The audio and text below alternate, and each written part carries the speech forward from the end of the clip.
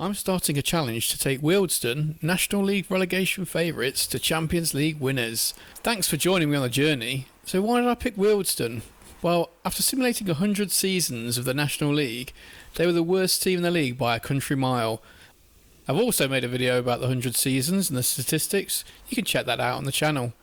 So, Wealdstone, a club founded way back in 1899, proudly stands with a humble 4,100 capacity stadium. Looks like there's no fierce rivals for the club.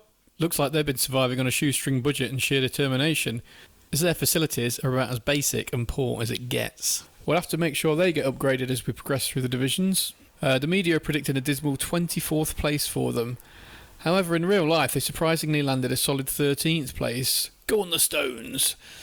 Now, promotion the first year is going to be tough, especially with the likely limited resources to bring in new blood. Let's have a look at the club's vision. Okay, brace yourselves. It's not exactly groundbreaking stuff. The brass just want us to work within the wage budget and avoid relegation. Ambitious.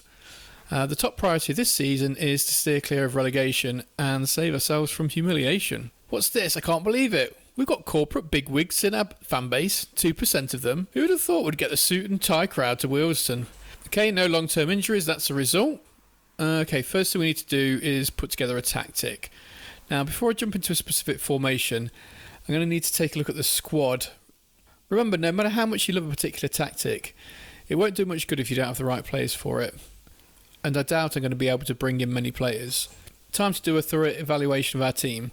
You can use third-party tools. There's some good stuff at FM Scout and other places, or simply rely on attributes and star ratings. Speaking of star ratings, they're not an infallible measure of a player's skill. They compare how good the player is with your own players and the league you're in, but at least they'll give us a decent starting point. After careful consideration, I've decided to go with the 4-3-3 DM formation. Now, normally when managing a weaker team, I'd opt for a 2 DM formation, but Wealdstone only really has one decent DM. The defence is okay, but it's lacking in good centre-backs, so back four it is. The 4-3-3 formation just seems to be like the logical choice, really. I paired up Max Kretschmer and Whittaker, the two strongest players, with an inside forward and attacking Mazzala combo. I'm hoping these guys will do some damage. Fullbacks look fine, but every other position could do with an upgrade. Since we're a part-time club, training isn't really crucial for us. We're only allowed 2 training days a week with 2 sessions each, but we'll make do. To speed up the process of tactical familiarity, I'll use match tactics and match practice session twice a week during pre-season. Now here's a pro tip. Even if you're a poor club, you can arrange friendlies against bigger clubs to bring in some money in the pre-season. But be warned, not all of them will bring in cash. Look at the figures before you arrange the friendly.